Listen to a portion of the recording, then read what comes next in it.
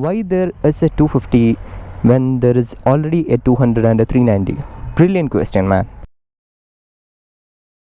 What's up, YouTube? Welcome back to another video of KTM Duke 250. And I'm really thank you that you wrote me few interesting questions to me in the channel when I asked for that. If you're new to these kind of Q&A session, I generally call for some crazy questions over the motorcycles and I ask my viewers to post them out. And I'll be answering those. So let's get this video started. So first question is from Pranav.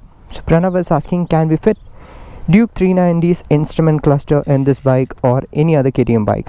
So this is not just Pranav's question. This has been asked by many people, that can they fit the new Duke 390's instrument cluster as well as the headlight setup onto any other, the Duke 250 or the Duke 200? The answer is partially yes. The thing is, because it is not something that you cannot do it. You can do it if you could do the mechanical mods, like having the clamps in the correct place and having the electricals in the correct place and all. It is always backward compatible. So in that sense, the instrument cluster could be fixed, but the thing is, you need to find a good mechanic to do that. KTM service centers won't do it. For the headlight also, you need to find the right clamps, you need to find the circuit diagram, and you can connect it. But the thing is, once you do that, your warranty will be gone. So that's my answer.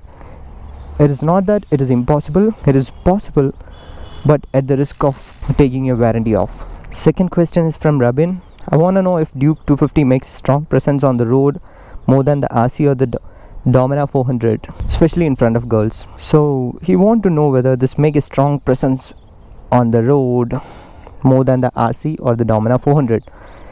So in terms of radiator fan, yes, indeed it makes a presence in the road, but up to my thing, okay, in my eyes, the exhaust is not that much catchy when you compare it with other motorcycles. With RC and the Domina, I think it's not so much catchy. And from the looks department, yes, I feel that this motorcycle is not as much as appealing as the Domina. It's my personal feel. So that's the answer. And he has asked one more question which is there in the screen now, and I have reply back. So Meg has asked this question, that here's a good one. So the Duke 50 uses the 390's engine with reduced bore and stroke. So if we increase the bore and stroke, could we be essentially getting the 390cc, or maybe not risk the engine blow up? Could we fit the 390's engine, the 250? Actually, to answer your first question, it's not really possible, man. You have a 250cc and you are telling that you start boring and you stop it at 390. It's not like the rabbit hole concept. Just kidding over there. The thing is, whenever people are boring the engine, so it's generally they does it to a max of 20% or 30%, not more than that. So if you're doing it, you might be reaching to a level of 280cc.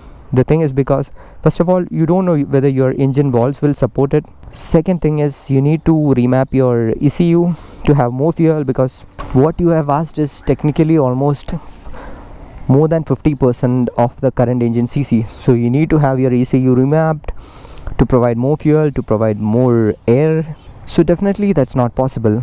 And fitting a 390 to a 250, man, I don't know why you need to do that.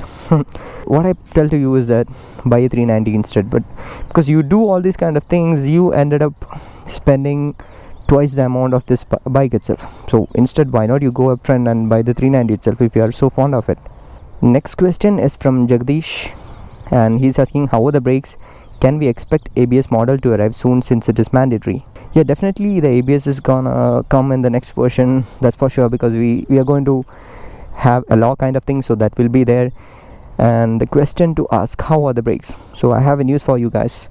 So this motorcycle uses the same braking system that is there on the Duke 200. That's not the news. The thing is, this has gained some weight when you compare to the Duke 200, which is around 6 to 7 kgs, and of course it produces more power. That means it is much faster and it is much heavier. Altogether boils down to a fact that this has more momentum. So considering the fact that Duke 200 has very good braking with that kind of a momentum that produce, the brakes of the Duke 250 cannot hold up with the momentum that it is giving. I need to tell that the tires of this motorcycle play a vital role in the braking of this motorcycle, because you provide MRF tires.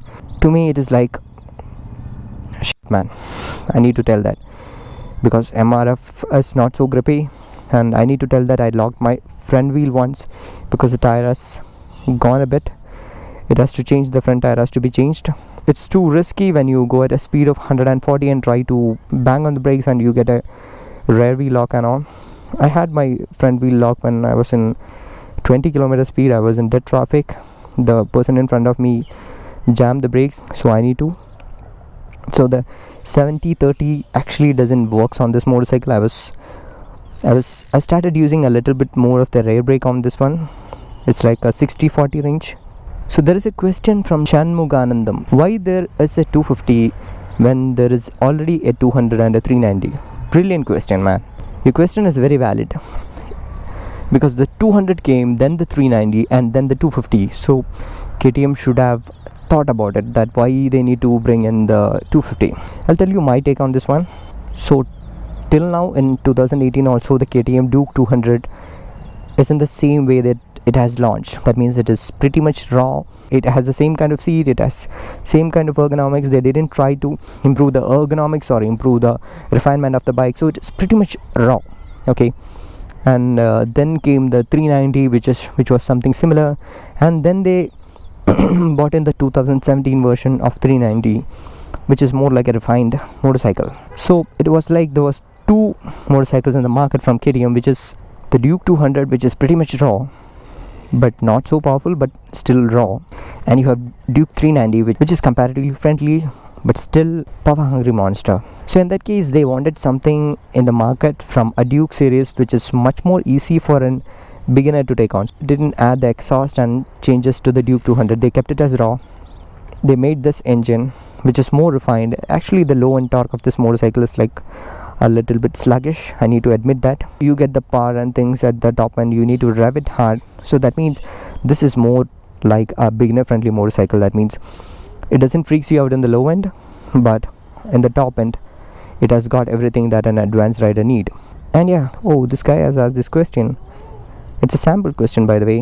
What I need to do to this bike to make my girlfriend agree for a long ride?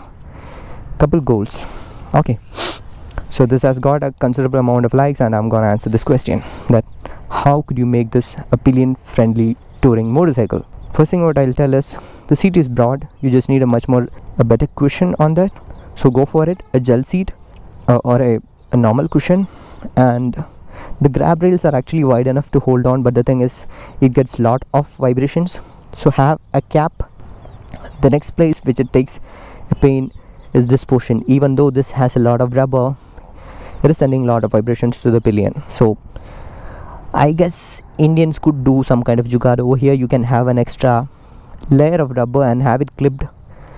I guess you are understanding it what I'm telling. So have some more cushion or rubber onto it, and your pillion will be much more comfortable. And from a touring point of view, this motorcycle doesn't freaks you out. So essentially, if your pillion is very new to touring, you might need to have a backrest which can be clipped over here. It's all custom made, okay? I'm just giving you ideas. And if your pillion has already experience in touring on a motorcycle, then you don't essentially require any other mods like that, like a backrest. So that's it.